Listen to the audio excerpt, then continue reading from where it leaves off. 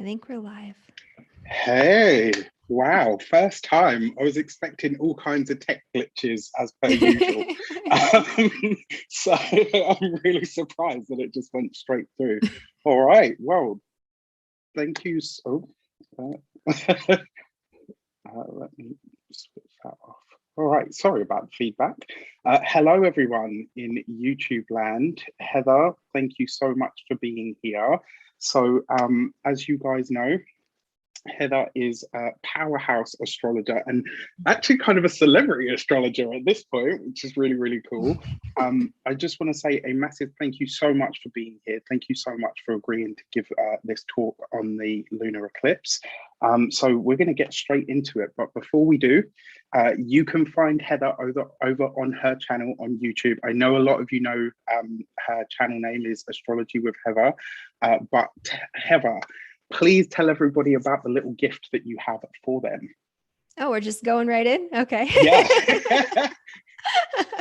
Well, thank you so much for having me. I'm excited to talk about this. I mean, this is a big eclipse, but yeah, so I am doing actually a 2-hour webinar tomorrow at noon Mountain Standard Time. And it's going to be all about the astrology for 2022. So it's navigating the astrology of 2022, and you guys can all join in for free. It's a part of my cosmic community, and I have a free 7-day trial membership for all of you. So if you want to learn more about what we're going to be talking about here with the nodes changing signs, but really everything, there's a lot of shifting going on at the end of this year and throughout all of 2022. So I'm super excited for that. And you can find the link on my website, astrologywithheather.com. Awesome. So please, guys, head over to Heather's channel. She's got amazing free resources on YouTube and on Instagram. Congratulations on the milestone, by the way. Huge deal. So happy for you.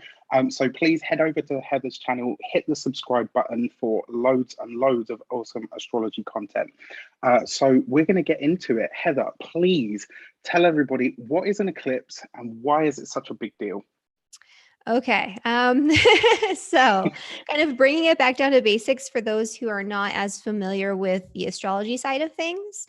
An eclipse is basically when the sun and moon align from our perspective, where either the Earth's shadow falls on the moon, in the case of a lunar eclipse, or the moon actually covers the sun from our visual perspective in the case of a solar eclipse. And this happens when we have the sun and the moon in a conjunction with either the north or the south node, which are calculations, astronomical calculations that are used to determine the eclipses.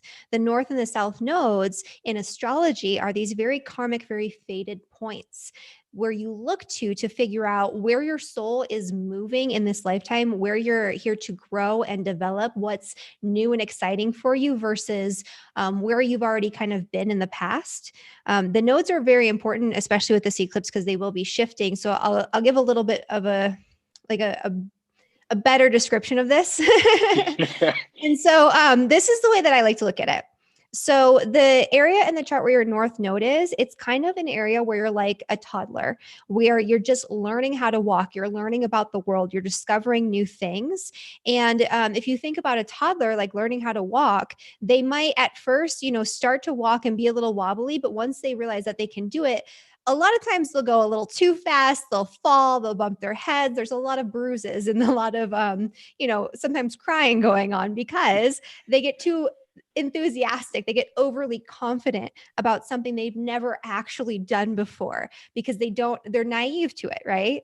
That's the energy of the north node. It's something you're excited for. It's something you've never done before. It's something that you need to learn how to do in this lifetime, just like a toddler needs to learn how to walk.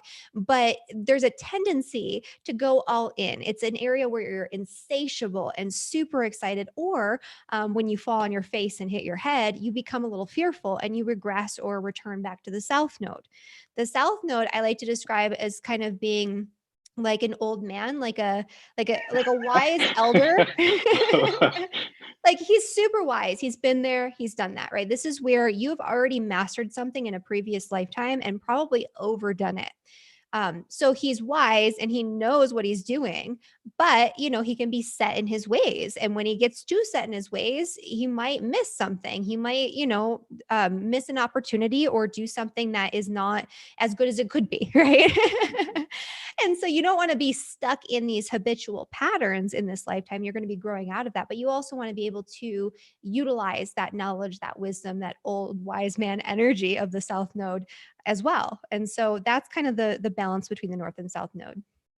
Wow. I mean, awesome. So can I ask a quick question, sidebar from whatever else we've got planned? How would you access the South Node? Like because obviously it's something that we don't necessarily consciously do, but how can we be more conscious in utilizing that energy? Well, first you have to determine where it is, right? And like even by transit, this will be a part of the energy, what I just described there, but you have to figure out where it is and what it's doing in your chart.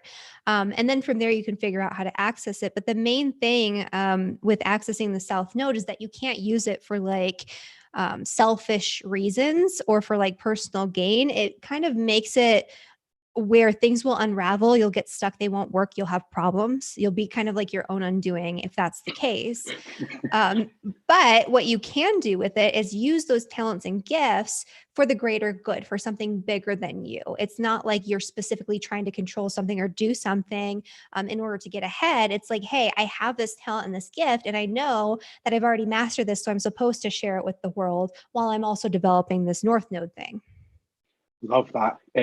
I'm just figuring some stuff out with my own chart there. Every day's a school day, guys. Every day's a school day.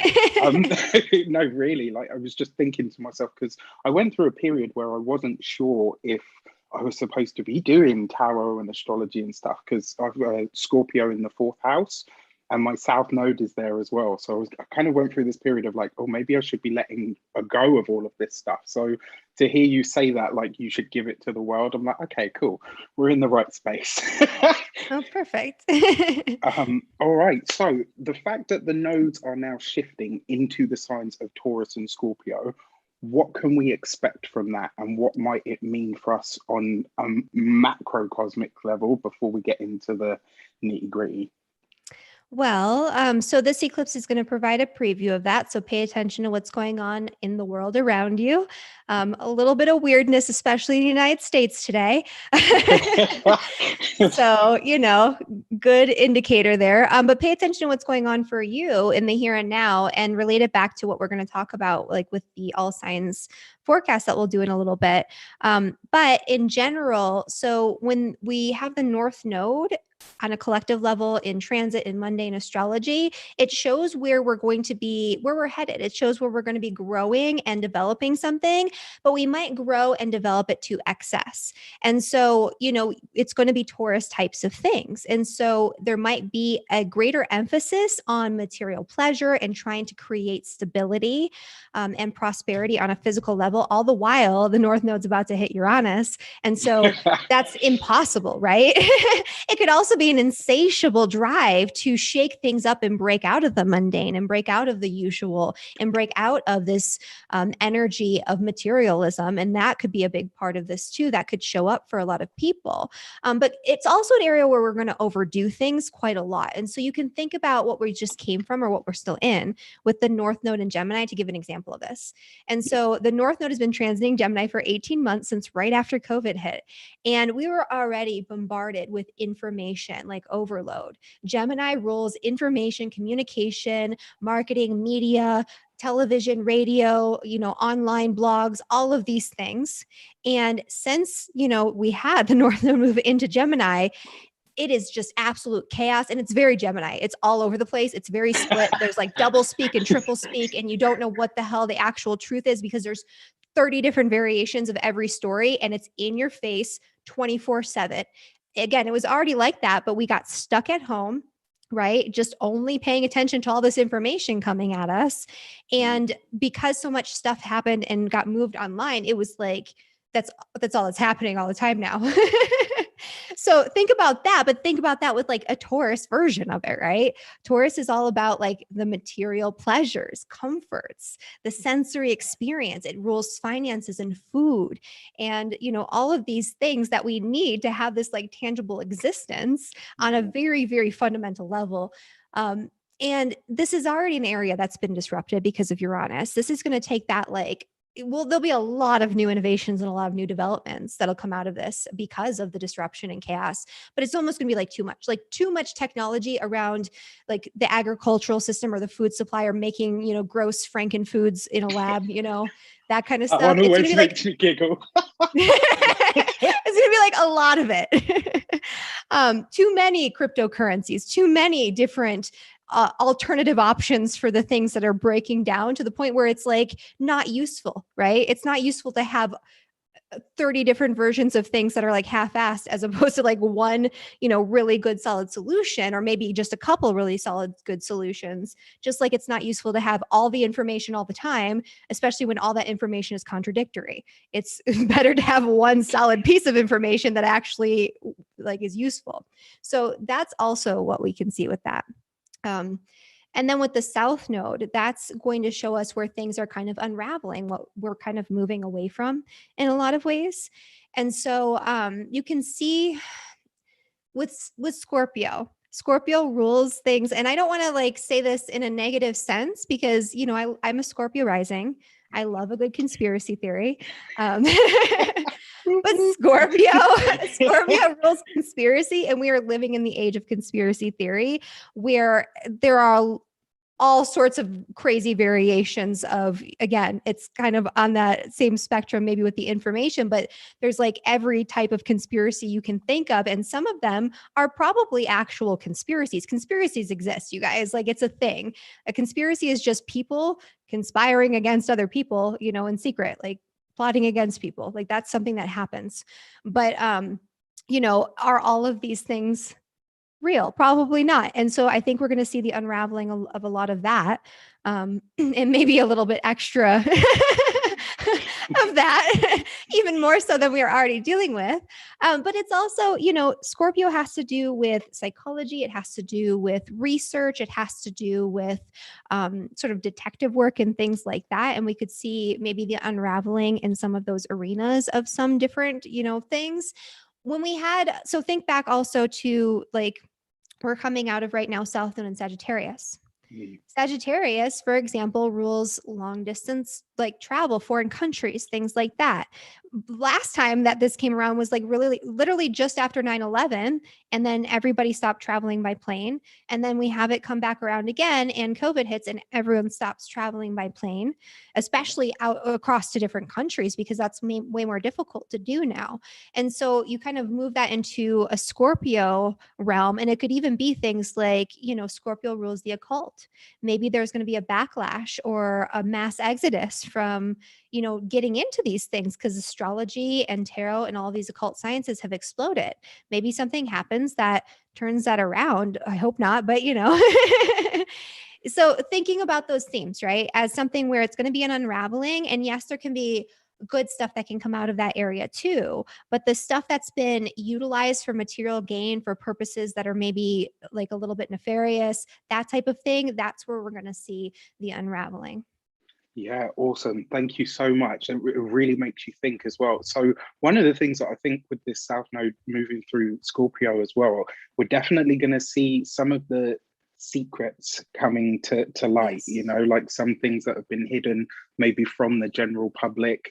There is a little part of me, maybe it's the Aquarian rebel, that wonders if there's, because, you know, obviously there's going to be this revealing of things that are hidden, that are kept secret. And there is a tendency for, let's say, the overarching spheres to put some misinformation in that. I know yourself and myself, when we did the 5-year webinar that you put out, which, guys, was amazing and will really give you some deep insight into the next 5 years ahead. We talked about this idea of information versus misinformation. So I kind of feel that that South Node is definitely going to play a part in that as well. Awesome. So these, I mean, this is kind of like the kickoff point, right? We've got this first eclipse in Taurus. It's not really a full eclipse, but it is kind of an eclipse. I mean, it's pretty strong. I got a lot of videos sent to me because I'm an astrologer, so everyone's like, look at the eclipse 300 times. But like, I mean, it was a blood moon, and I knew it was going to be a blood moon. It was a partial eclipse, but it was very close, like in proximity to the north and south node, which usually indicates it's going to be a fuller eclipse, although the moon was farther away from the earth and like a lot of other things that make it, you have to factor a lot of things into consideration to determine the strength of an eclipse. And so this one's like probably moderate to like a little bit stronger for a lunar eclipse, but it's not like a total lunar eclipse. The moon isn't at its perigee. It's not like the big, grandiose thing. But the thing that makes it super, super important is that it's the first one in Taurus. It's the first one on the Taurus Scorpio axis. And so even though the nodes haven't fully shifted over, this is like the prelude. It's foreshadowing. So you can think about it as if like, this is giving us clues as to what we will be moving into next year and into 2023 even. So that's what really makes it really important. Also, I did a little bit of extra digging because I wanted to give more than what I did like in my forecast for this video, just because we're talking more generally about this. So this eclipse is conjunct Algol, which is a fixed star. It's like known as like a demon star, a malefic star. It's probably known as the fixed star that has the worst reputation out of all of the fixed stars. You can think about it in terms of some people, some prominent figures who have Algol really close to different points in their chart. I don't have a list of where the points are, but off the top of my head, John F. Kennedy had a really strong Algol placement. Algol is associated with beheadings and assassinations. He was assassinated. Hitler has a really strong Algol placement. He killed lots of people, right? So it's associated with like murders, assassinations, things like that. So it's not the nicest energy. And that's the one thing. It's also in the Pleiades to a certain extent. And the Pleiades contains a lot of different fixed stars that have a lot of different significations. And so that's kind of all over the place. And I'm not going to speak on that because that would be like, hours of going through a bunch of random ancient delineations and stuff. But, Pleiades has some good and bad. It has, I think, a lot more good than bad with a lot of the fixed stars. So that's in there too.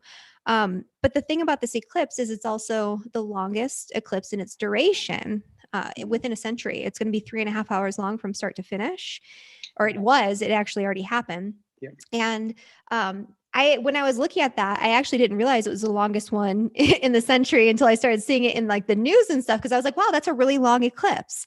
Cause I always look at the duration because that shows when on a collective scale, things will manifest along the eclipse path. That's like a mundane astrology technique that I picked up. Wow. And so the eclipse path it starts in Mexico and it ends right over Hawaii where the actual eclipse path is. But it's visible in the United States, the whole North America. It's visible in Russia. It was visible partially in China and in Australia. So think about what's been going on in the wider world stage, and you can make some inferences that 3.5 years from now, something that maybe is in the ethers right now that's already kind of happening is going to really happen. And that would be kind of late spring of 2025. And you could think that Hawaii might be the central point of this too, or like a big point of this. I love that. Really, really interesting.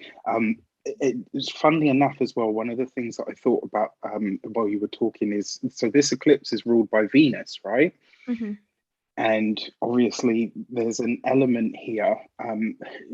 I kind of feel like because we're starting this whole eclipse series in these signs with a lunar eclipse, it's almost like whatever needs to go from your material world or life is really being pushed or forced out now. It's like the last of it is being wiped out because you're getting new abundance, new materials, new food, new everything.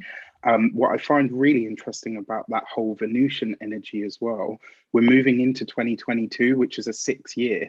The numerology of the number 6 is ruled by Venus. So it's really interesting to see that we're going to be having shifts and changes in those places. Yeah, I'm intrigued by that idea as well, to see how it's going to unfold and from here into 2025. All right, Heather, thank you so much for that amazing information. Please feel free to chime in as I talk about some of the cards that I pulled specifically that we would talk about in terms of the eclipse. So obviously, we're going to look at the sun card and the moon card because the sun and the moon are both involved because it's an eclipse. So with the sun card, you get ultimate heat, joy, love, happiness, abundance, blessings even that find you. It's ease and it's happiness and joy that we find from and through life. The moon card really, and the sun card is very much about future and movement. You couldn't get any more different or sort of, in the opposite direction with the moon card, because this is about the past. It's also about what's hidden. It's about the subconscious and the deep and sometimes fear as well. So the fact that we've got these two cards, and then in the center of those, you would put the Empress. Right. So reason being is the Empress is Venus ruled, but can represent the sign of Taurus as well. And what I find really interesting about this, then, this suggests that when it comes to not only our material life, but our environments, that's one of the things about the Empress card. She rules like the environment, the space that things happen in, the fertile ground or the barren land, depending on where you are and what's taking place. So those cards on their own aren't actually, that bad. And it does suggest as well, when you think of the sun and the moon being connected or happening, you're talking about masculine energy, you're talking about feminine energy. The Empress, if you look closely at the card, is pregnant. She's fertile. As one of the reasons that she represents all things that are fertile, fruitful, abundant, fecund, all of that kind of stuff. So I find that really interesting. But more importantly, because we're talking about the Uranian element, you do have to talk about these, right? So the Fool card, I would definitely see the Fool card as North Node energy. It's got that happy-go-lucky, let's jump in, see where it goes, see where it takes us, see where it might carry us. And it's new things, new places, new people, new energies that will come in. And then you've got the tail side of that, because I like to see the Fool card and the Tower card as two halves of a whole. And so when you're talking about the Tower, you're talking about disruptions, you're talking about big changes, big upheavals, movement. You're also talking about huge bouts of spontaneous or disruptive or even eruptive energy. This is not an easy card. And very often when it shows up, it tells people that something potentially catastrophic can happen here if you don't pay attention to whatever new energy is trying to come in for you. So the fact that these two are kind of involved with this energy of the Empress, now I start to think, right, okay, we're probably going to see earth changes. We could definitely see earthquakes. We might see big sort of geological shifts or changes. I talked about mass exodus movements in 2020 for 2021, and it's all kind of unfolding in ways that I couldn't have seen either. But this definitely feels like it will be a part of what we see moving forward. That whole idea of what you talked about with new foods, new ways of doing agriculture, new technology, this absolutely speaks to that idea as well. I really, really like this. And then just to throw in some different ways of looking at it, the Judgment card. This for me speaks to the fact that we are literally changing from Gemini and Sagittarius axis into a new one. So the Judgment card rings true because it's the change of an era. It's the end of that now for at least the next sort of 19 years as we know it. So it really is a paradigm shift in some way, shape or form. What this also suggests to me, because it's the Judgment card, if we were to throw this sort of in the mix, we might see that someone, something, or some bigger or higher energy may try to hold on to or bring back things from the past. things that we know don't work, ways of being or doing things that we know haven't worked because they haven't survived and they're already, South Node in Scorpio starting to break down now. And finally, there's one more card in here. It's like tarot soup at the moment. I apologize that I've forgotten to pull out, but this really speaks to me as well as what we might see in terms of society, the wider world, things that people buy into or don't, as the case may be. We've got the Hierophant card, which can also be Taurus energy, but it's like the status quo, the fixed, the held, the things that we know to be real, know to be true, know to be solid. Well, when you add the Tower card and the Fool card to that, and then the Empress, there's a few things that I can see here that might come through.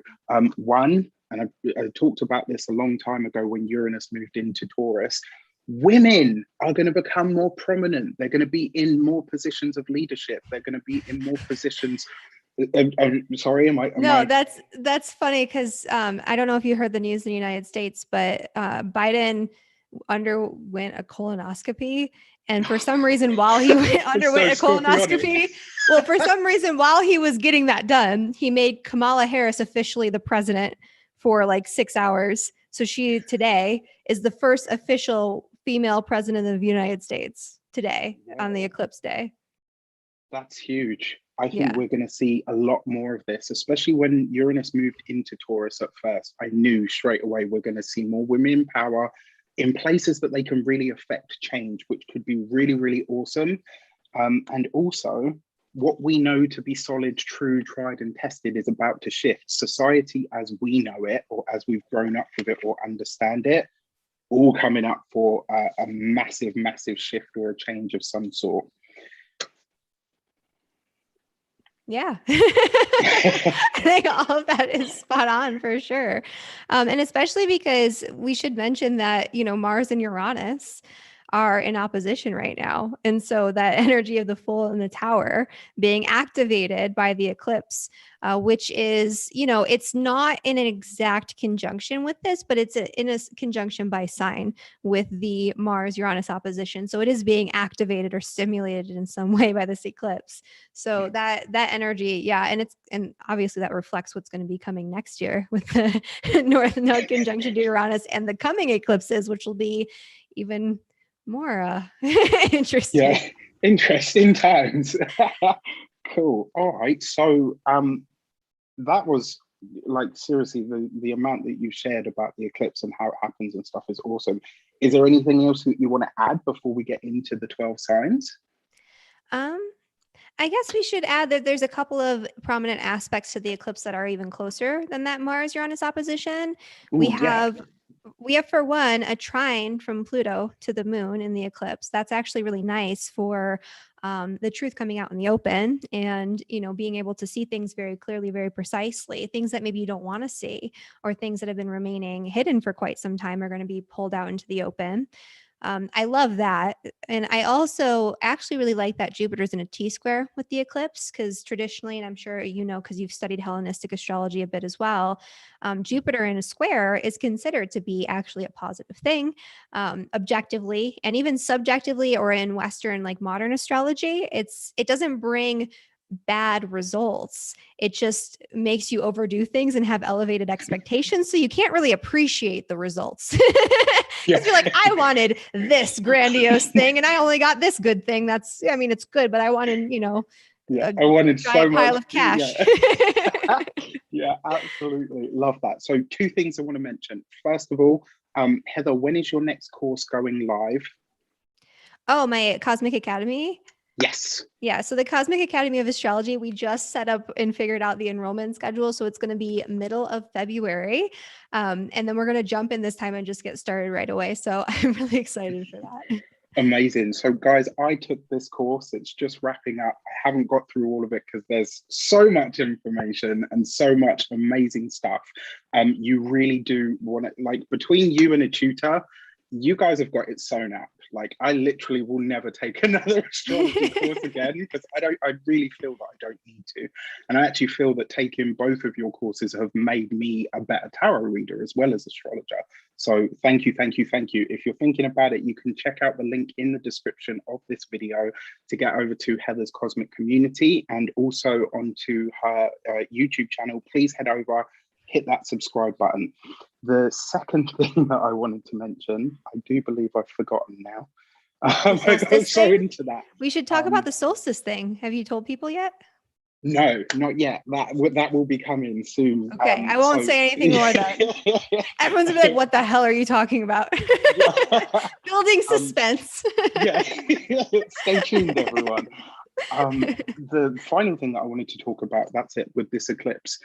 Eclipses in ancient astrology were known as malefic energy. So yes, there is that Jupiterian aspect of it, which I like. I think if you're going to set intentions for today, just remember that Uranus is in Taurus. There is a little bit of a, you know, I mean, it's not, I wouldn't say don't do it, but just remember a few things. One, it's a lunar eclipse, so it's a full moon that's taking place. So things around completions and culminations, maybe you could use this energy, but I wouldn't necessarily use it for initiating anything. Heather, what do you think about that? Eclipses are wild card energies. Allow things to happen that are just happening and that feel like you have to, like if it's like fate is stepping in and it's like undeniable, like, oh my God, I must do this, then by all means do it.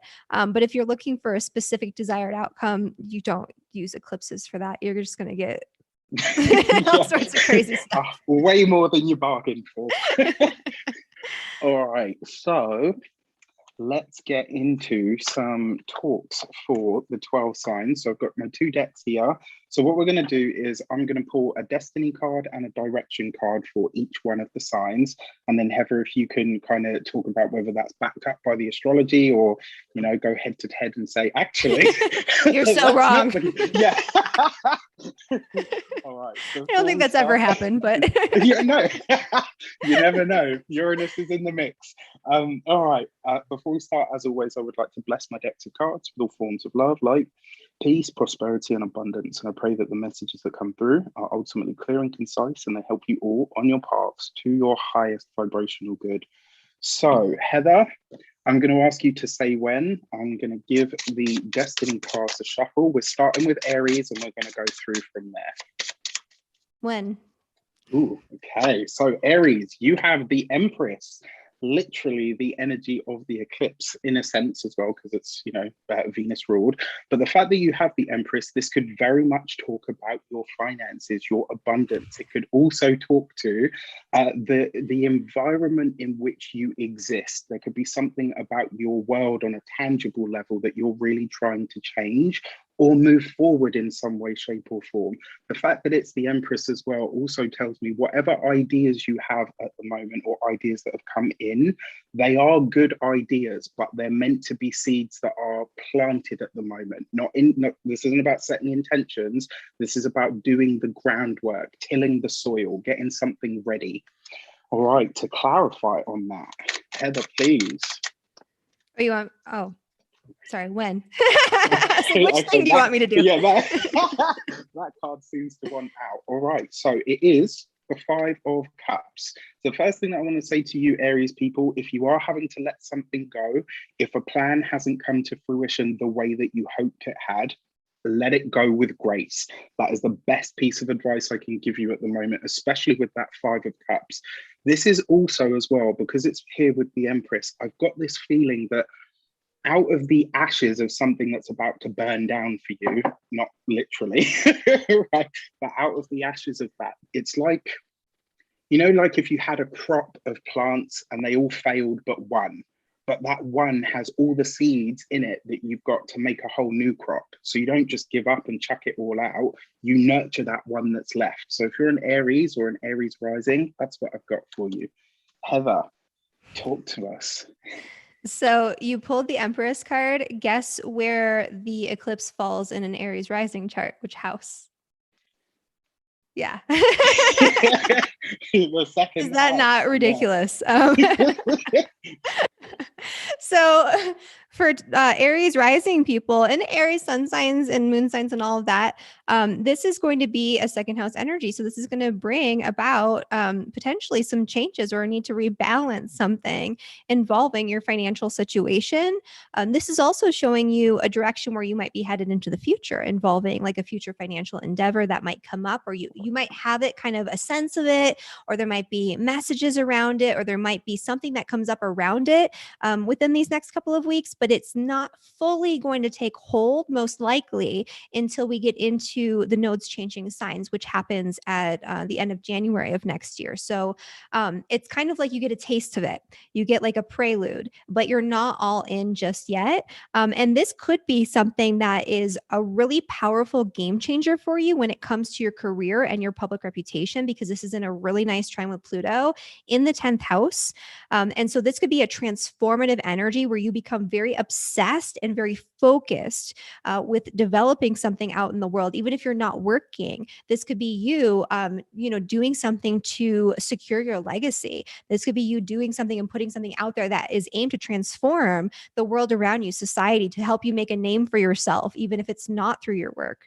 And definitely a lot up in the air right now. There could be some shifts involving your financial situation, but most likely a lot of those shifts, even though they'll be kind of chaotic, I would say, over this next year, like a lot of, ups and downs, you'll have a lot of happy surprises too, and a lot of growth, and maybe overdoing it with spending. So just, chill out on that if you can. Try to curb the spending. I love it. All right, brilliant. So for Taurus, any Taurians in the house? I'm sure there are. This is you guys, right?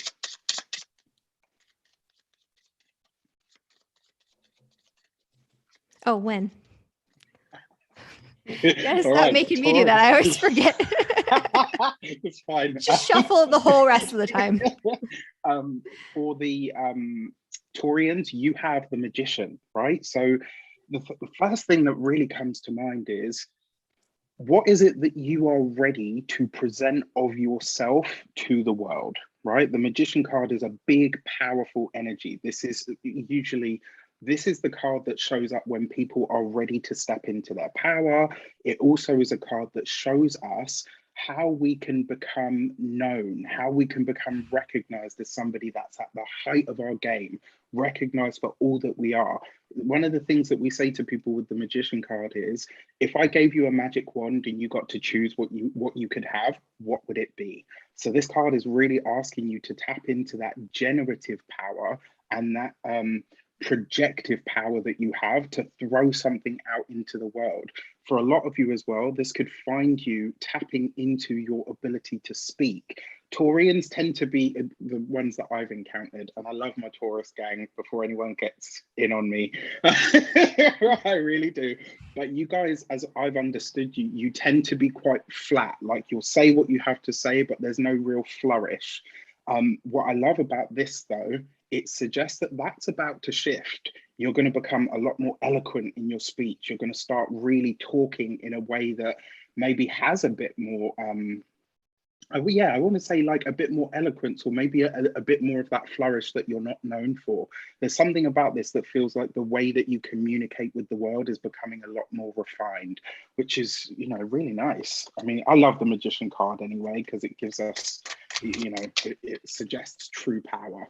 All right, Heather. All right. When? All right. So, wow. Okay. Taurus came to play. So, Taurus, you have the Wheel of Fortune. Ooh. This is amazing. And what it really speaks to me of, the Magician card is what you throw out into the world. It's you reaching or seeking that highest point of who or what you can be.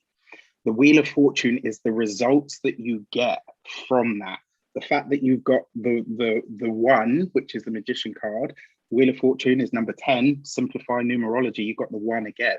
So there's a very powerful energy behind this. And with that Wheel of Fortune, it's like whatever you put out into the world is sucked up into a vortex, and people just receive it really well. They receive you really well. The results, the rewards from the efforts that you put out now can be absolutely immense. use your power, find your focus, and really put the work in. You know, you guys are not shy of work, which is one of the things I love about Taurus. But yeah, use this because it could be pretty potent. Yeah. And I love that because the North Node is obviously going to be shifting into Taurus, and this is a preview of that. And so when the North Node moves into Taurus, that is kind of when you step into your power, because you're going to be a lot more focused on yourself, your own needs, your own self-interest, putting yourself out there more. The danger here, though, is doing it to excess to the point where you're selfish. And so you do want to be aware of that you need to maintain a balance between your needs and the needs of other people. Usually when the transits start and when we have this first eclipse, it's going to be a wake-up call. Like, wow, I've been spending all this time and energy, you know, on everybody else's stuff, and I don't even know who the hell I am and what I'm here to do. And that's where you start to develop that. As this energy progresses and you get farther into it and it comes and hits your ascendant exact, that's when people tend to overdo it, and they're just like, me. And so even if that's not who they normally are at all, like you'll see people like all of a sudden, they're just like all about what they want, and they're pushing other people out of the way or like neglecting other people. Is that the what magician card? Yeah, when the magician card goes wrong or it's expressed unconsciously, we can be megalomaniac tendencies, literally self-centered to the core. Like, I don't care, I'll step on you if I have to. You know, if I get one rung further up the ladder, I will tread on you. Really interesting what you say about overdoing it as well, because the Wheel of Fortune, as you know, is Jupiter. So there is definitely an energy behind this where you could go too far for sure. Yeah, absolutely. And that Jupiter T-square, I mean, there it is. Yeah. Wow. All right. So for Gemini, let's get into it. Destiny card. Heather? When? Okay. So Gemini, you have the Chariot card. This, I kind of feel like I want to say to you guys, you can get back to the pace that you enjoy. The Chariot card, when this shows up, I often say to people, things are about to get busy or they're about to get fast. And so the fact that you've got this, I almost want to say to Geminis, you know, obviously COVID and all the whole thing that's been taking place, you know, the slowdown has really, aside from the information sort of overload, the slowdown seems to have hit them quite hard in that social aspect. I feel like the Chariot card is saying that this eclipse, you know, from here on in is really going to bring a lot of that back. It will give you movement, freedom. It will give you a lot of that. And it also suggests to me a lot of what you've learned over the last eclipse cycle that's been bouncing between your sign and Sagittarius. You're now going to be able to use it. The thing about the Chariot card, it very often sees us conquering something, but conquering something on the internal. And that's the biggest victory that we can ever have, right? We talk about victory and success with this card. So I really feel like this could be nice for you. And I think it's actually going to start speeding things up. All right, for the direction, how might you use this? There you go. When? All right, so you've got the 5 of Wands. So the first thing that I want to say to Gemini is be careful of competition. A bit of competition is really good. It's really healthy. When there's too much of it, or it's just kind of, you know, competition for the sake of it, you can kind of lose the meaning. And I almost want to say to you, like, too many cooks may spoil the broth. Like, if you try to add too much here, you might just end up with more of what you've had, and you might end up diluting some of the internal results that you've got. But moving forward, the 5 of Wands, it's going to be through connections, collaborations, and you might find, for some of you, one, you could be conquering over an enemy or a challenge that you've had, and two, you could be making an enemy, a competitor, or, you know, somebody that's opposed to what you do usually, a friend. So, you know, this could be a really interesting energy for you guys. Oh, that's interesting. So, kind of for Geminis, so on the other end of the eclipse too, which I didn't mention, well, I did mention because Mars is imposing Uranus and all of that, but Mars is actually with Mercury. So we have Mars, Mercury, Sun in a conjunction. That's in the Gemini 6th house, and that's part of this eclipse as well. And I feel like for a lot of Geminis, all of a sudden, they feel like they felt like, oh my gosh, I need to ramp things up. I need to do this, this, this, and this. And they're like spreading themselves all over the place. And this is actually a call for rebalancing. And I like what you said about conquering like the internal realms, because the eclipse is in the 12th house. And so the way that you're going to get ahead and get all these things done and like accomplish what you want to accomplish isn't by doing a million different things, kind of like what you said with that, the 5 of Wands. It's by turning inward and focusing on your own inner growth, by making sure that you're really centered in what it is that you're doing, and you're not just doing stuff just to feel busy because that makes you feel accomplished. Because right now there's going to be a temptation of that, and this full moon is showing you where that's actually maybe failing you or causing more harm than good when it comes to achieving your goals. Yeah, love that. I love that. All right, cool. So for Cancer, always Cancer, anything that happens with the moon, Cancerians, sun, moon, or ascendant, they tend to really feel it. Let's see what's happening for you guys. When? All right. So, of course, Cancer has the High Priestess as the Destiny card. Yeah, I mean, this card for me is ruled by Cancer. It does suggest, hidden things revealed, your personal intuition. But one of the things that I really feel like this is going to give a lot of the Cancerian people, it's a return back to their own basics, right? Getting your baseline back, finding your own terra firma, whatever that might be. And, given the fact that Cancer is a water sign, it might not be terra firma. It might just be stiller or calmer waters than they're used to. The other thing is as well, I really feel like your intuition is going to start speaking to you in new ways. So if you find that you're developing new gifts, maybe you've always been clairaudient, so you hear your messages and all of a sudden you start to dream things, or maybe you start to be clairvoyant. Something about your own intuition is evolving or is now maybe awakening or switching on in some way. So this could really see you maybe connecting to people in new ways because you're clearer or surer of yourself in some way, which is, it's not a bad energy to have, I would say. When you're ready, Heather. When? Okay, so for that, we have the Knight of Cups. So the best way for you to access this is make invites and accept invites. Anything or anywhere where people ask you to come in, where opportunities are presented to you, some of which as well, because it's the Knight of Cups, an offer or an opportunity. With the High Priestess, some of this stuff could be quite sort of secret. You might be getting invited to things that not everybody knows is taking place. You might be having, invites to invites to secret meetings or being pulled into things that aren't for general consumption in some way, shape or form. The fact that it is the Knight of Cups suggests to me that a lot of this will come to you from the outside world. But the one thing that I will say, because I have the moon in Cancer and I love it, I always say that to everybody, very proud of that. Try not to just rely on the external. Try to create some of that as well. Like try to get yourself out there, make invites to people, try to bring certain things, energy or people in as well. Don't just do the Cancerian thing and receive stuff. Get on the front foot and get out there and make some of your own invites as well. That's the way forward. So that's so interesting because that's super relevant to the eclipse placement, but it's something I hadn't thought about before when I was looking at this and doing the forecast. So, basically, this eclipse is happening in the 11th house for Cancers, which is about like faded new connections with friends, group associations, networks, people that you want to be around, that you surround yourself with by choice.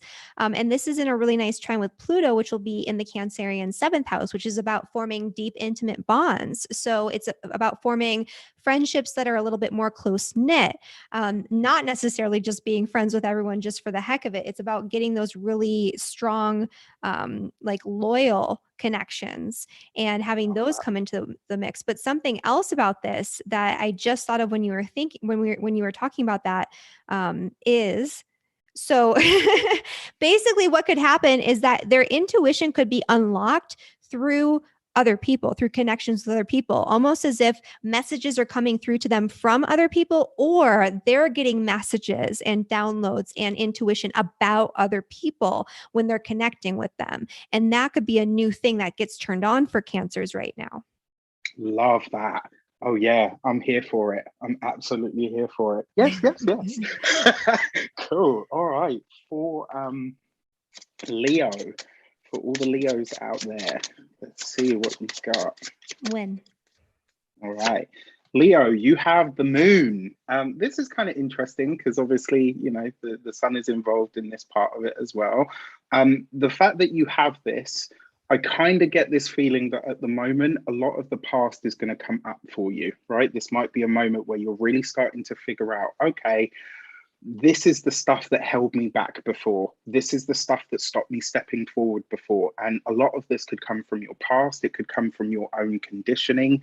It is the moon. So this could be from or through the family in some way, shape or form. And I know that's totally relevant. Certainly for me, what I also will say to you with this card as well, this is a time to really consider the cycles and the patterns of your life. And the reason being is because the moon card has that energy behind it. It's also asking you to get really clear on how you step forward whilst almost like freeing yourself. Do you know what I mean? It's like, you know, the past is there, you know what's held you back before.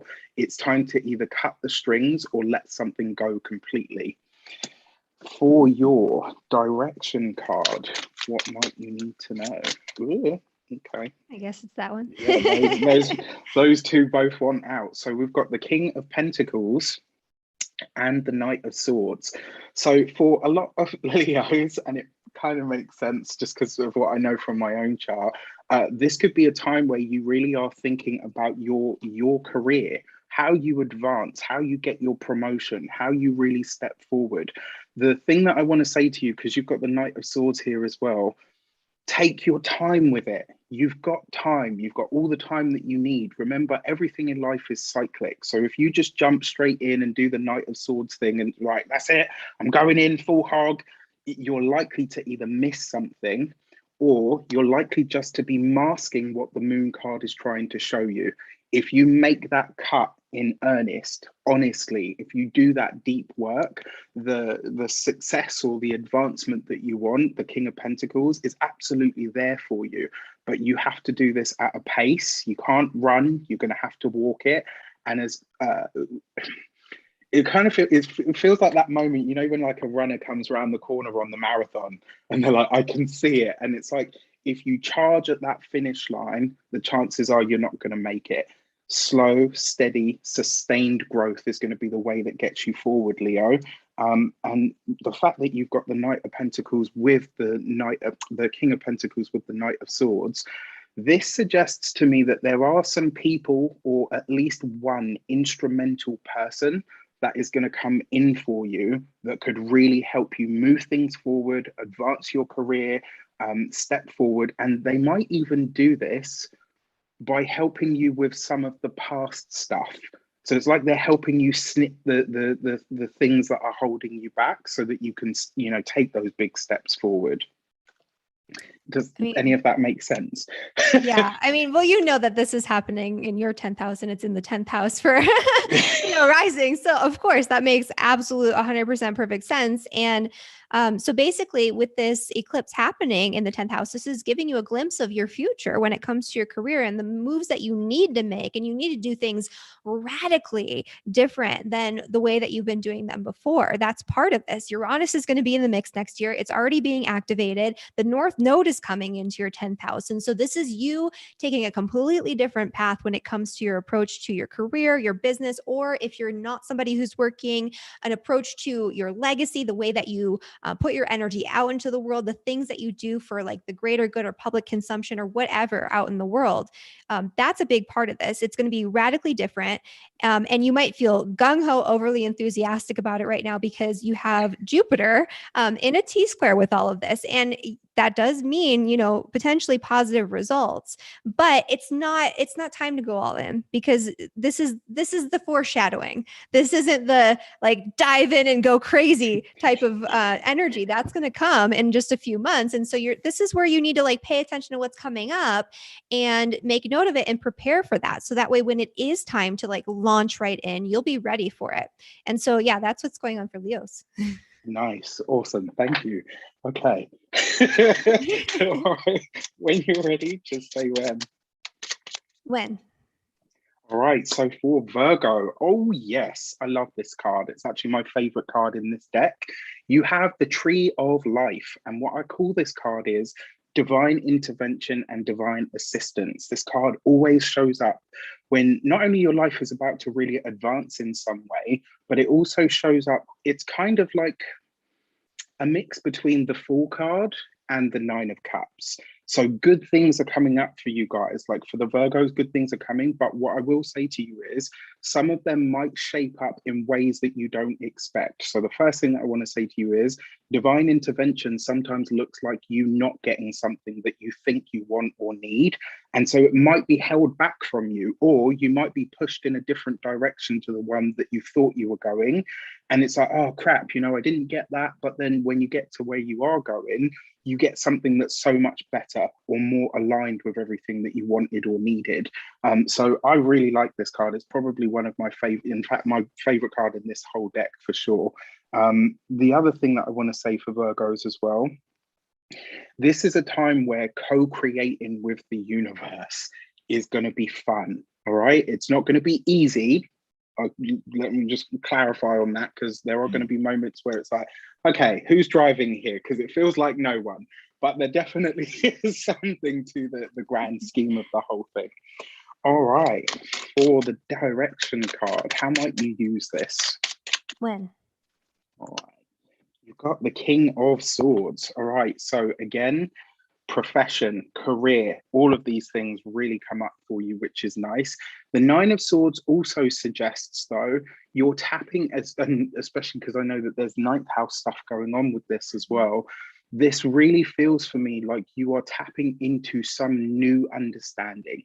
And with the Knight of Swords, the King of Swords, this suggests that whatever you do from here on in, it's all about presenting you not only as a professional, but as a peer, as a guru, as somebody that can be accepted, you know, as an authority, if you like.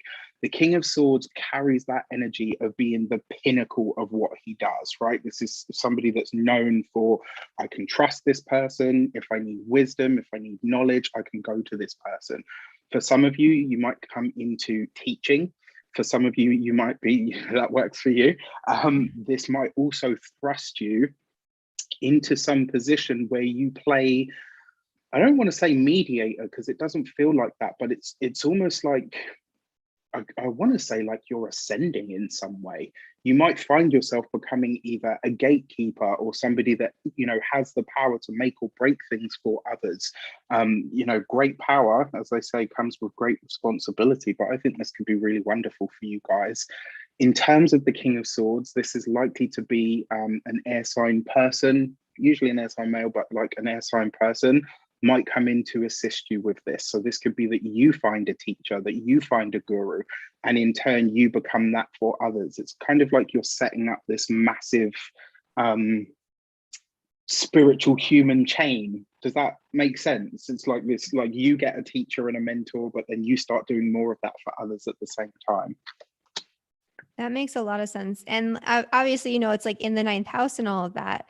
And one of the things that I would say, in addition to what you said, is that this full moon is going to give you a prelude to a radical change in perspective. So a lot of Virgo people, sun, moon, or rising, you're going to have a complete change in your worldview over the next couple of years. And you're going to start getting hints of that now. Like it could even be that you get into something, you go down a little rabbit hole, and all of a sudden you're sucked in and your entire reality and the way that you perceive it is changed. But that's going to be a positive thing. It's not going to be this earth shattering thing where it's like, oh my God, I can't function because nothing is what I thought it was. It's going to be like, oh my God, how did I not, think this way before? Why was I not doing this before? This is also going to be a radical change in the way that Virgos share information, teach their wisdom, share their knowledge with other people. And that's going to be a big thing too. You might see a lot of Virgos, especially even right now, but especially into next year, saying and doing things that are very like counterculture, very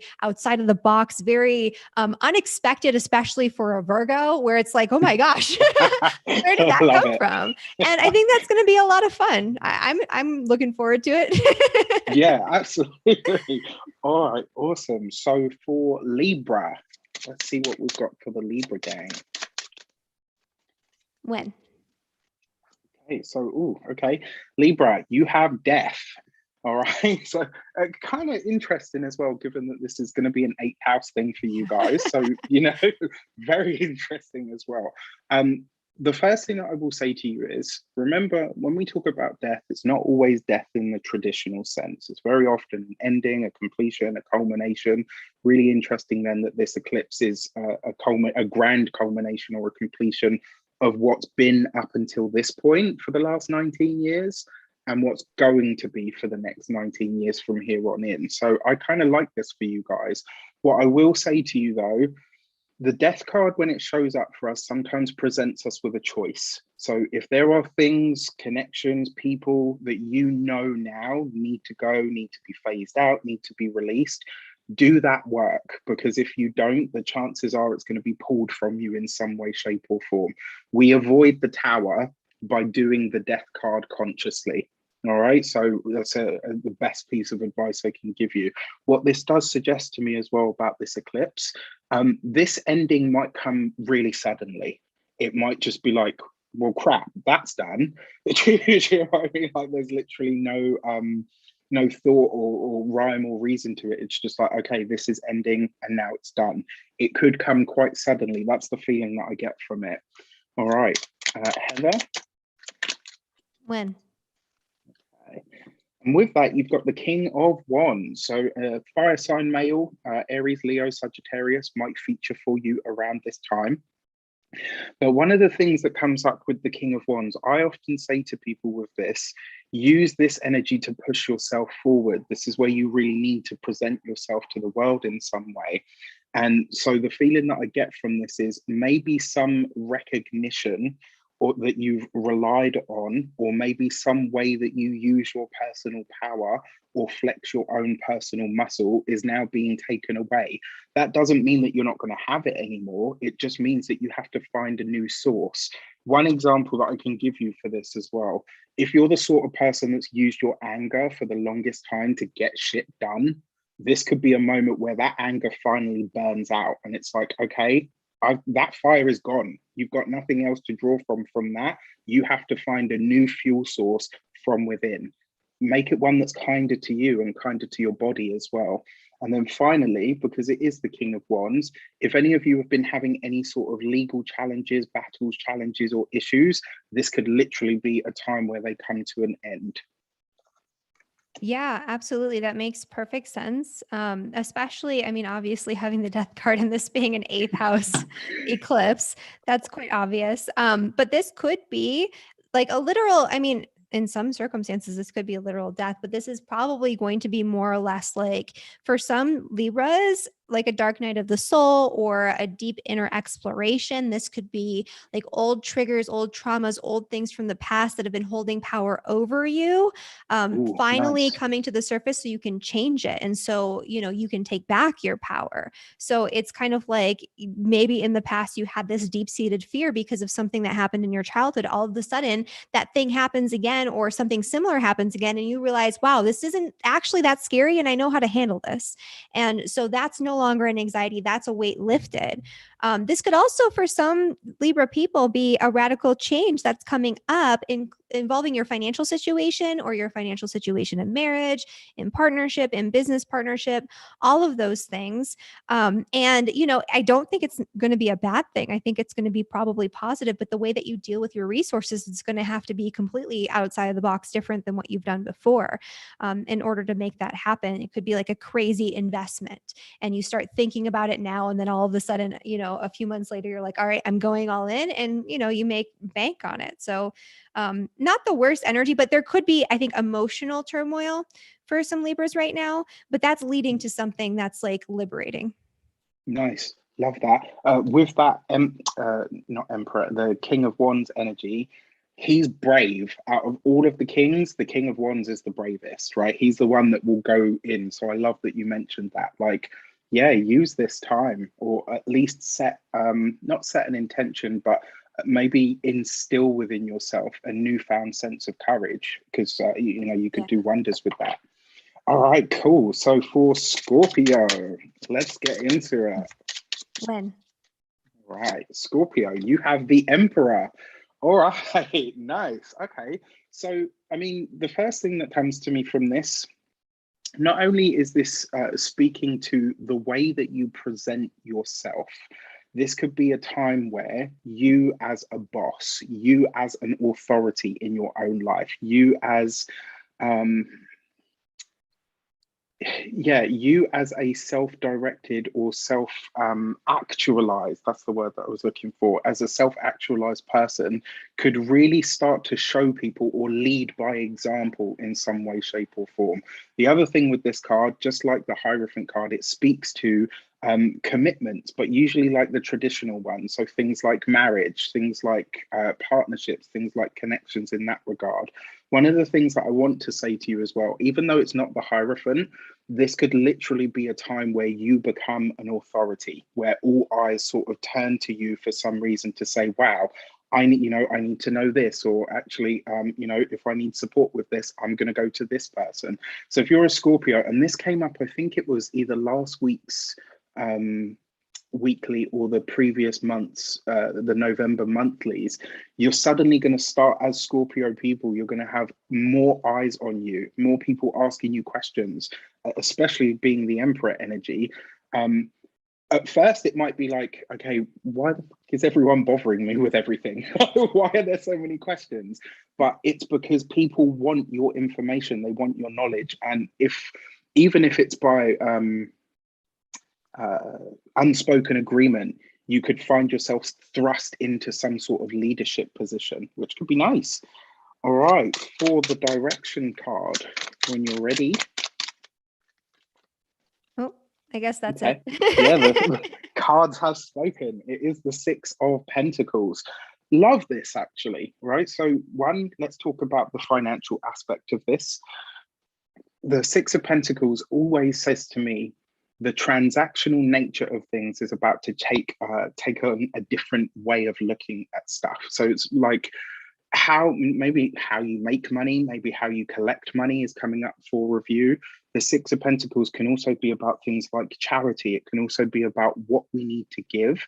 And it also speaks to the energy of karmic, what I call this card is one of karmic debts.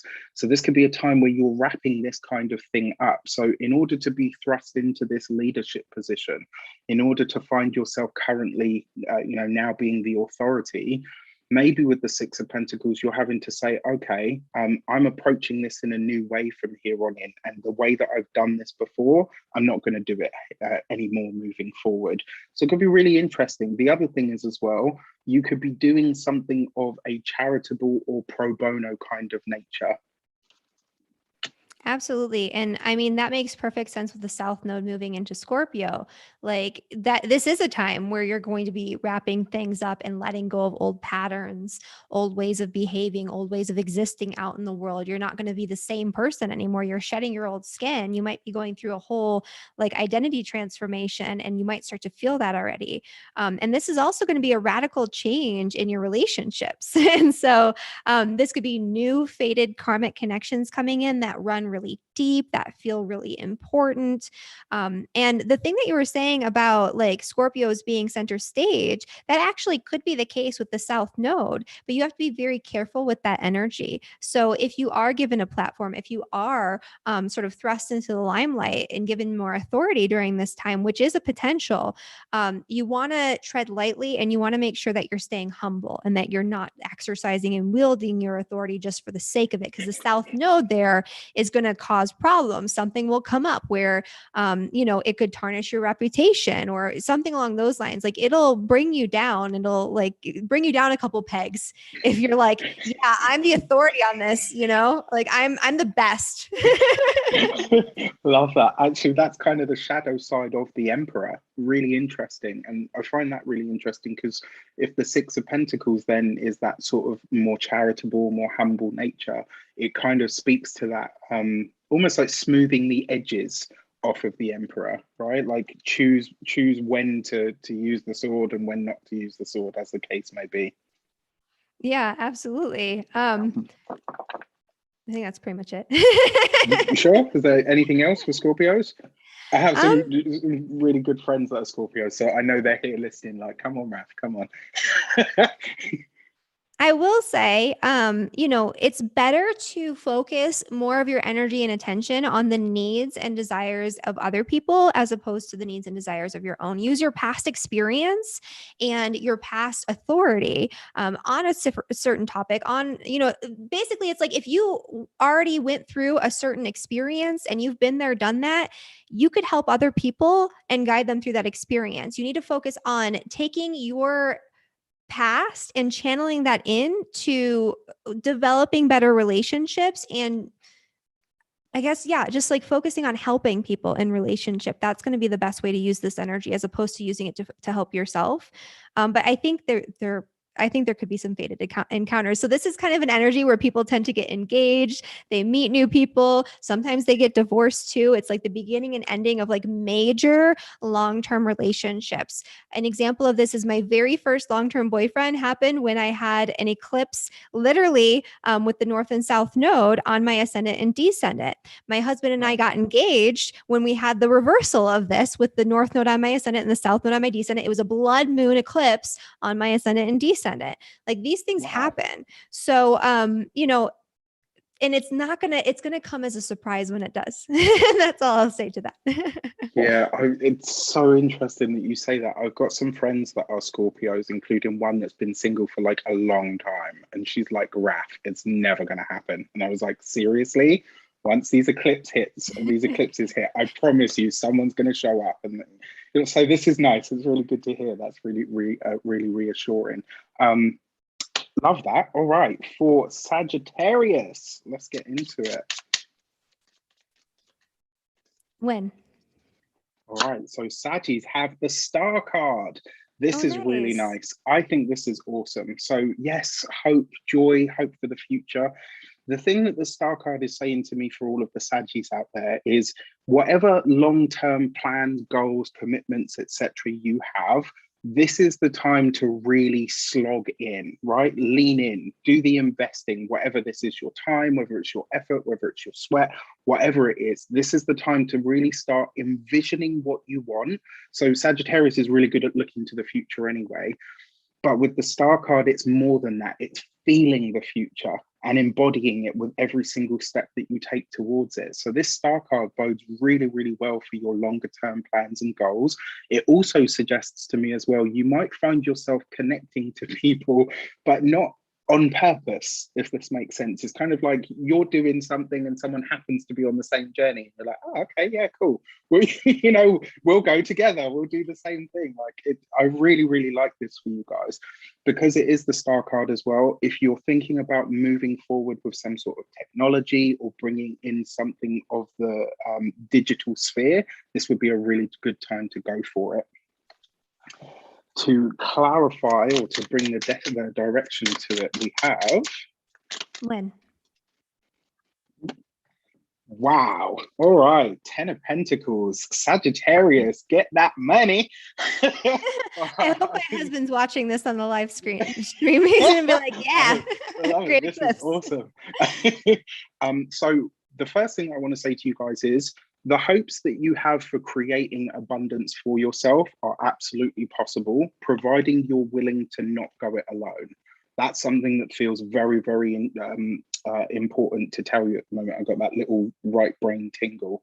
And it's like, you can do this, you can absolutely make it happen, but you won't be able to do it on your own and you're not supposed to. Anything to do with the Star card is usually about groups or bigger groups of people. when you say bigger groups, you know, relative term, the Ten of Pentacles is all about the material. It's the solid, stable home. It's the dwelling. For those of you that have plans to build your own home, to create your own space, you're right on target. You're exactly where you need to be. This eclipse, I think, is going to provide you with some of the because in my mind I'm seeing like a picture of someone walking over a bridge with a step missing, but the step being put in. So it's like yeah, I just really like this for you guys. And that Ten of Pentacles also, because it's with the Star card, there's an element here that whatever you're about to do with your either your money, your resources, or your home life, it is going to be a slog, but it's also going to be very expansive, and it's also going to be very far reaching. Like you whatever you're doing now in this regard, you could be the bellwether. You know, you could be that person that's like, I did it. This is how it's done. Like you could be creating a blueprint of some sort, which is really exciting. Yeah, I love that. And especially because Sagittarius has just come off of this period with the South Node transiting their sign, where they've just undergone a major transition, a major transformation. There's a lot of letting go, right? It's a loss of identity, a loss of who you once were, and having to, hopefully willingly part from that, so that way you can build something else. And so it's kind of like, all right, I just went through this big upheaval. I just let go of so much and ended all these cycles in my life. Now what? This is a time where Sagittarius is going to be called to do the inner work and the outer work to build something new. And I love that you touched on the home and resources, because the eclipse is actually going to be in a trine with Pluto in the second house for Sagittarius, and in a sextile with Neptune in the fourth house for Sagittarius. And so that's where this eclipse energy is like shooting some really positive energy. It's almost as if they could do something when it comes to their sixth house, the work, the habits, the daily routines, all of those sixth house topics, like do something tangible in the real world that funnels resources and transforms the way they deal with resources. Pluto too, that's joint finances. They might get an investor or a grant or some help from an outside source, and that could help fund this project or this new endeavor. And then that energy of Neptune, which is in a nice sextile with the moon, that's almost like creating like a sanctuary space or like a safe space like that you come home to after you're done working and building this. And this is just the beginning. This is not something that's only happening right now. It's kind of like you're starting to finally see that you can do it. Yeah, I love that. That's brilliant. I got some yeah, cool. All right, brilliant. I'm really, really chuffed to hear that. Okay, so for Capricorn, let's see what the mountain goat or the sea goat has. When? They also have the star. Okay, so this actually feels for me, this is more in line with the Capricornian stuff, like career. What it tells me is whatever shifts or changes have happened for you up until this point as a Capricorn, the message from the star card is you've landed where you're supposed to be. So for people, like if you've just changed jobs, you're where you're supposed to be. If you have just found a new group of some sort that you're aligning with, these are your people. These are your actual tribe. Like this is where you're supposed to be. It also suggests as well, because it is the star card, maybe the way that you connect with people from now on is very different to how you connected with them before. I actually want to say for Capricorns, this could be a time where you find yourself being more open, more honest about how you feel. You know, Capricorns talking about how they feel. I guess you guys know I love you. I got two Cappy sisters. I used to say to one of them, if I punched you in the heart, I'd break my fist. And she used to say, thank you. I really like this. There's a sense of open, honest communication that's coming through here. And it's like whoever you're surrounded by at this moment in time, these really are your people. Like this is where you're supposed to be. And so I kind of feel like the star card is saying, now that you've arrived, the next chapter really starts to begin. Do you know what I mean? So it's like you said, it really is just the beginning. It's not all of it. All right, for the direction card, and the cards have spoken, you get the Temperance card. So there's a few things here. If you are a Capricorn, Capricorn rising, moon, etc., I want to say to you, because the Temperance card is lovely, but it can also highlight to us where we get sucked into crap that really doesn't serve us, right? So if you're pulled into being piggy in the middle, if you're called in to mediate stuff, this is a point at which you need to ask yourself, is this pulling me away from what's actually important to me now, right? So if there are things or people from your past, I would probably say to you, you know, that are pulling you back into drama, into chaos, into, oh, you know, look at me, I'm a victim and I need your help. It's like, you really need to discern now what is going to take your time and effort and energy and what isn't, because you've got this whole new chapter that's opening up for you, but there is a potential for that to be sullied by someone or something that doesn't. It's kind of like, you know, that thing where, like, maybe you have a friend who, you know, parties all the time and you gave all of that stuff up in your 20s, and when you get together they're like, oh, you're so different, like you've changed, you know, all of that kind of stuff. This could be that, right? And it might come from some really unlikely sources or spaces that you didn't expect it to come from. Be honest with yourself about what your future is going to require from you at the moment, Capricorn, because it may mean letting go of some stuff or some people that is quite painful to let go of. That being said, on the more positive note, the Temperance card with the star, a newfound sense of your own spirituality could really come in, right? Like this new understanding of, wow, you know what? After all this transformation that's happened, after all these changes, look at what I've become. This is kind of like a butterfly moment, I feel. Yeah, absolutely. And I love what you said about like past connections with friendships coming back in, because that's really a lot of what this is about. It could be past life connections with friends that maybe you haven't actually met in this lifetime yet. And so that could come around and you could have these really beautiful, very synchronistic encounters with people that feel familiar. They feel like family, they feel like home. And that could be one side of the spectrum. But this could also very literally be people from your past in this lifetime that are coming back around to try to get you bogged down in that South Node energy, repeating old cycles, which is what you're moving away from. And so this could be that you have to finally cut the cord and cut that karma with these people. And this is also you moving into a new direction that has to do with your joy, your passions, the things that you love to do. This is about doing things because they bring you joy and not just doing them because the crowd says that you should do them, because your friends say that you should do them. You do them because it's in your heart to do it. And that's a big part of this energy too. You're going to have so much positive energy around the fifth house and so many new developments in the fifth house coming up. You could even right now find a new hobby, find a new passion. Maybe you start just by taking like a little art class and you think it's nothing. And then by next year, you're just like painting, you know, crazy stuff all over the place. And, you know, it's something that you love to do. And so there's something here where there's a radical new way that you're dealing with your joy and that you're finding joy. And that's going to snowball into something bigger next year. Love that. Yeah, my sisters will both be chuffed. Awesome. All right, for Aquarius. Any Aquarians in the house besides me? All right, when you're ready, Heather. When? Okay.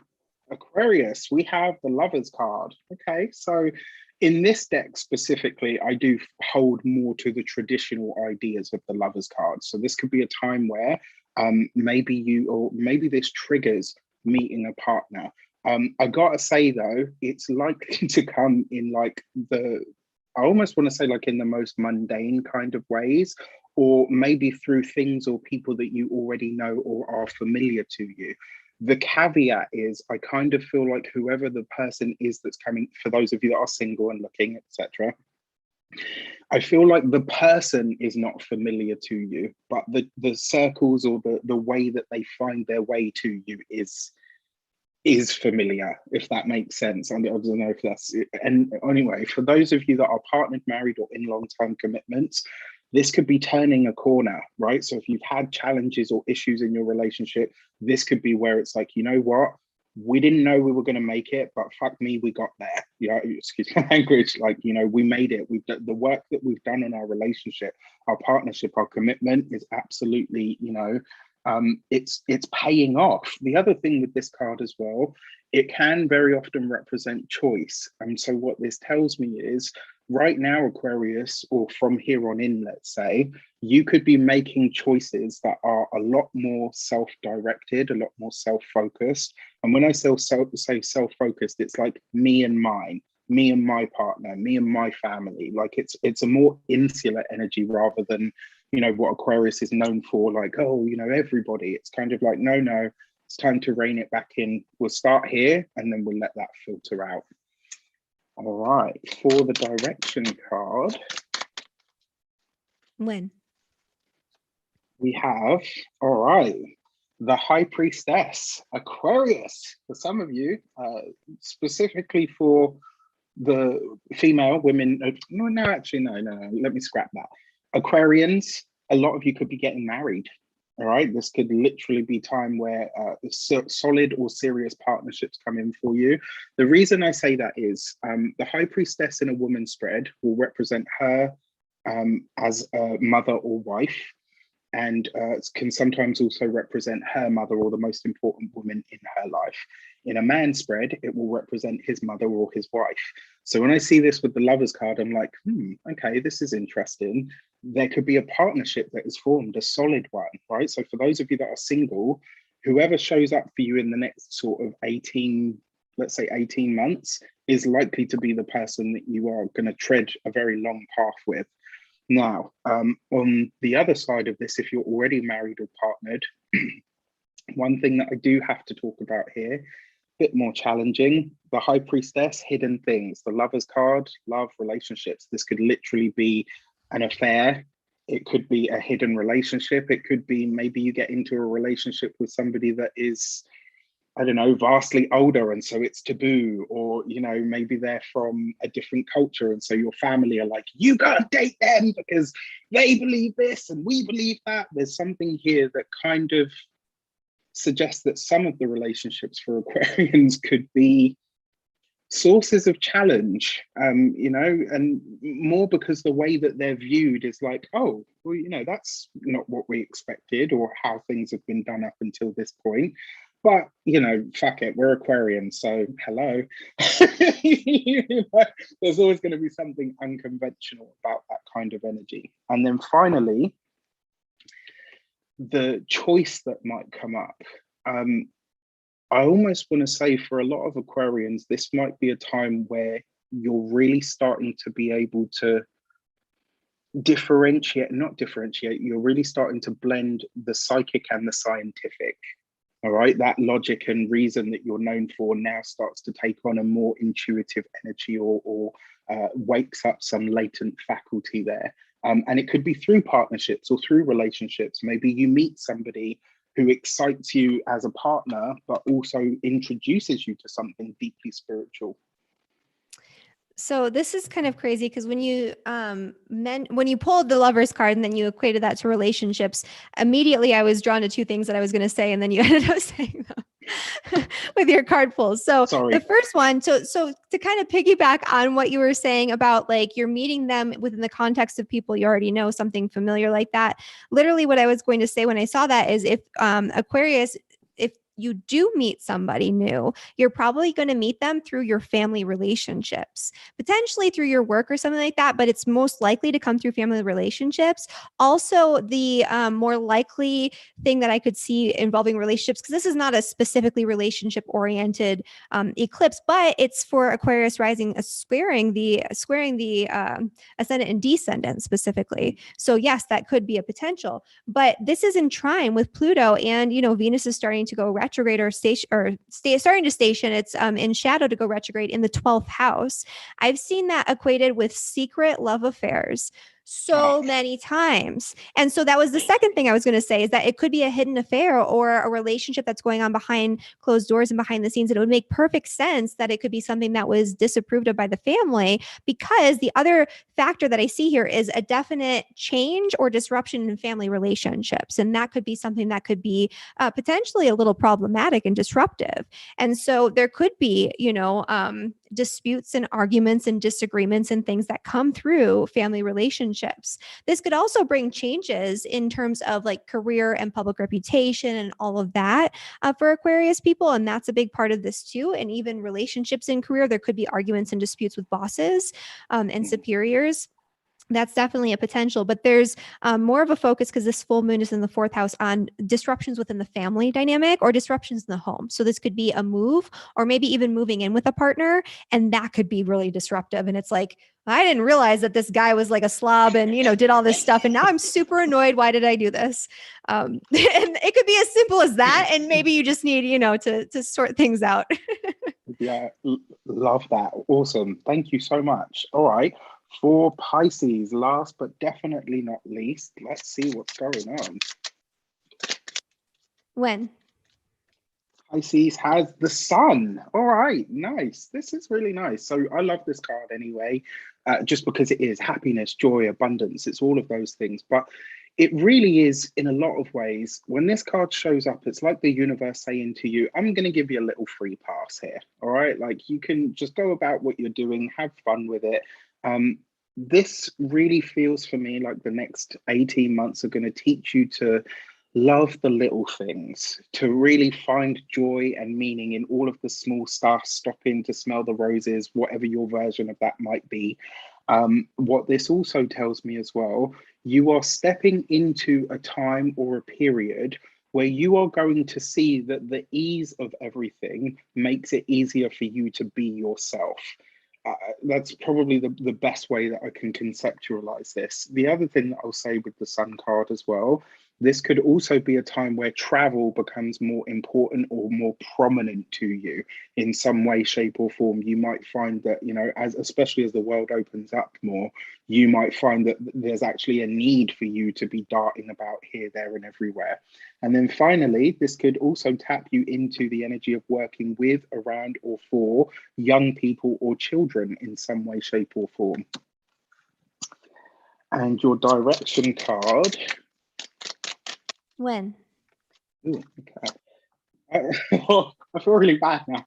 Okay, Pisces, you've got the 5 of Cups. So the first thing that I want to say to you is, whatever you know needs to be released in order for you to live and love your joy, let it go. All right, whatever it is, whether this is a friendship, whether it's a partnership, a relationship, whether it's a job, like whatever it is, if something or someone is standing in the way of your joy, this is the time for you to phase it out. Like this is a time for you to be really honest about it. The other thing, the 5 of Cups, that energy of taking joy and pleasure in the small things, I feel like this is going to be a time where you're liberated from something. I kind of feel, and you'll feel it, right? It's the 5 of Cups after all. So you're going to feel that loss, like something is being removed from your life. And there might be like a real moment of like, wow, you know what? This really, really hurts. But, oh my gosh, my life is now open to be or to do something that I never even considered before. So this could be, yes, it can come with some real pain, I'm not going to lie. But because this Sun card is involved, it's kind of like, yes, you lose something, but you gain so much more. All right. Well, so the first thing with, travel and all of that, obviously that's really relevant because the eclipse is in the 9th and in the 3rd house with the full moon eclipse, like square in the 3rd house. And so there will potentially be some changes in direction involving foreign travel, involving connection with different cultures, involving having greater mobility or wanting to have greater mobility and liberating yourself in order to create that change. I would also say that this could be a radical change in mindset or thought processes, especially on a day-to-day basis, a change in your self-talk, a change in the way that you communicate with other people. You could be much more open to new ideas and concepts that you never would have considered before. And that's something that could be really awesome for Pisces. I actually really like this eclipse for the most part for Pisces. You're kind of coming out of a harder period with the eclipses squaring the ascendant sun or moon. And so it's almost like you're leaving something behind behind that was like really burdensome. You had to make a lot of changes. Your whole life turned upside down. You had to let go of a lot and embrace a bunch of new things in a way that felt challenging. And now you're kind of starting to see where this could all head and, you know, where you're going next. And it feels a little bit, I would say it feels a little bit better. So kind of like that weight being lifted off of your shoulders. It's like, all right, this is almost done. I can see where I'm going.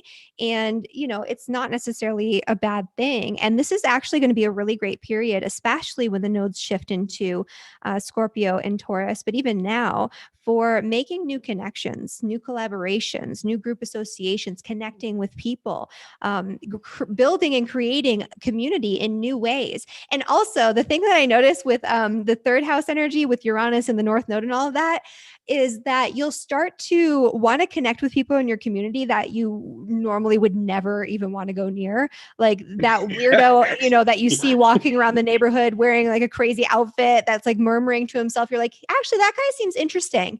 I'm going to hang out with him. And then you're like, wow, he's blowing my mind. Like, this is great. Awesome. Love it. Love it. Love it. Love it. All right. So those are the 12 signs. I think Heather has given you an amazing amount of insight. I hope I've helped with the cards as well. This was so much fun.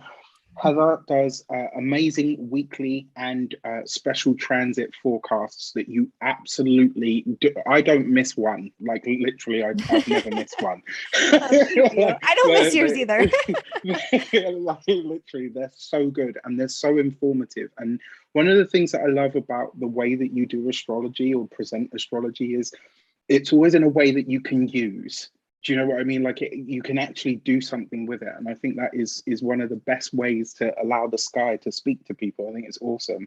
So thank you for those. Heather, please tell everyone where they can find you, how they can reach you.